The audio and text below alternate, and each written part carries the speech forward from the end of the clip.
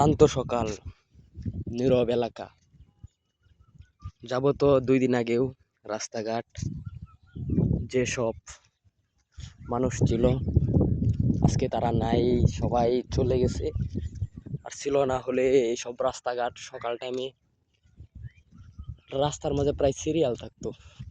আর এখন কোনো মানুষই নাই। দেখেন এই লগা আমাদের গ্রামের অবস্থা। যতদিন ঢাকা থেকে মানুষ বাড়িতে ছিল, রাস্তাঘাট এবং দোকানপাট দুটাতেই প্রচুর মানুষ ছিল। কিন্তু সাপোজ যাবত 2-3 দিন ধরে মানুষ যাওয়া শুরু করছে, তাই বিদায় দেখেন রাস্তাঘাটে কোনো মানুষ নেই। আমাদের গ্রাম একেবারেই ফাঁকা।